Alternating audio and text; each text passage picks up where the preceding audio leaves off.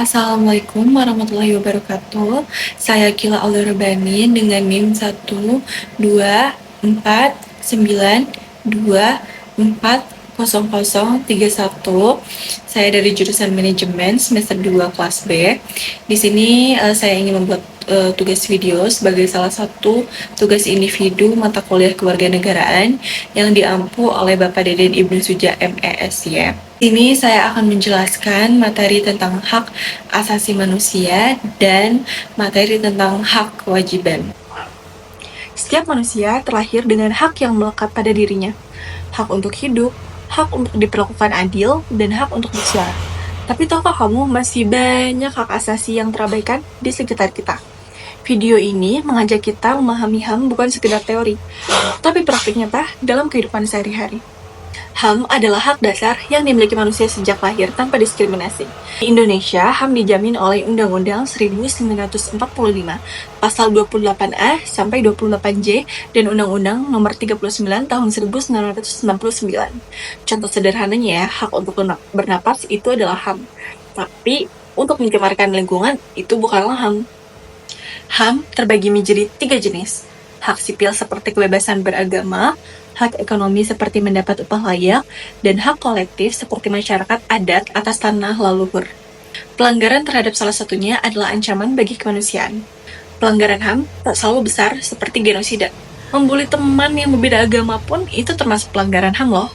Atau menolak tetangga karena disabilitas, dan memaksa anak bekerja juga pelanggaran HAM. Bahkan Komnas HAM mencatat sebagian besar kasus terjadi di lingkungan sehari-hari.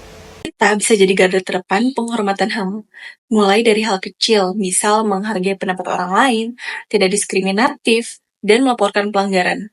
Ingat, dalam melihat ketidakadilan sama saja dengan membiarkannya terjadi. HAM adalah fondasi peradaban. Ketika kita menghargai HAM orang lain, kita juga melindungi hak kita.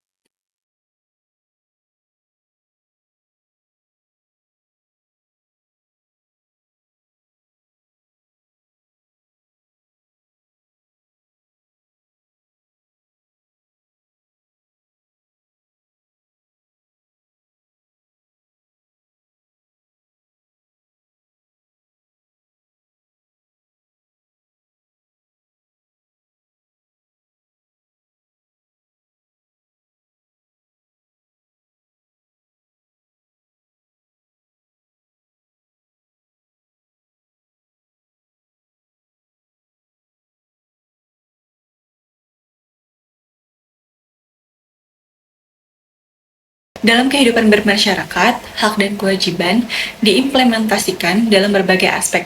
Di lingkungan keluarga, seorang anak berhak mendapatkan kasih sayang, pendidikan, dan perlindungan dari orang tua. Tapi ia juga memiliki kewajiban untuk menghormati orang tua, membantu pekerjaan rumah, dan belajar dengan tekun. Di lingkungan sekolah, siswa berhak memperoleh pengetahuan yang layak dan diperlakukan secara adil. Namun, ia juga wajib mematuhi tata tertib, menghormati guru, dan tidak mengganggu teman sekelas. Di lingkungan kerja, karyawan berhak mendapat upah yang layak dan perlindungan keselamatan. Tetapi, ia juga berkewajiban menyelesaikan tugas dengan profesional dan mematuhi peraturan perusahaan. Konteks bernegara, hak dan kewajiban diatur oleh hukum. Warga negara berhak mendapatkan pelayanan publik, keamanan, dan kebebasan berpendapat, tetapi mereka juga wajib menaati peraturan, membayar pajak, dan ikut serta dalam pembangunan bangsa. Jika hak dan kewajiban tidak seimbang, dapat timbul ketidakadilan.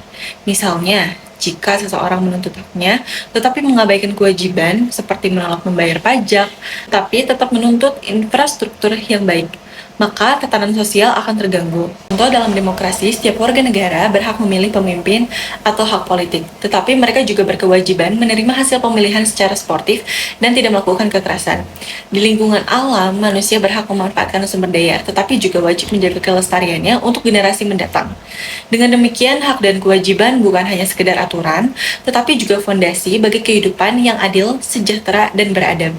Tanpa kesadaran akan keduanya, masyarakat rentan terhadap konflik dan ketimpangan sosial. Oleh karena itu, pendidikan tentang hak dan kewajiban harus ditanamkan sejak dini agar setiap individu dapat berkontribusi positif bagi kemajuan bersama. Sekian yang dapat saya sampaikan, kurang lebihnya mohon maaf. Bila ada salah kata yang saya sampaikan, mohon untuk dimaklumi dan dimaafkan. Wassalamualaikum warahmatullahi wabarakatuh.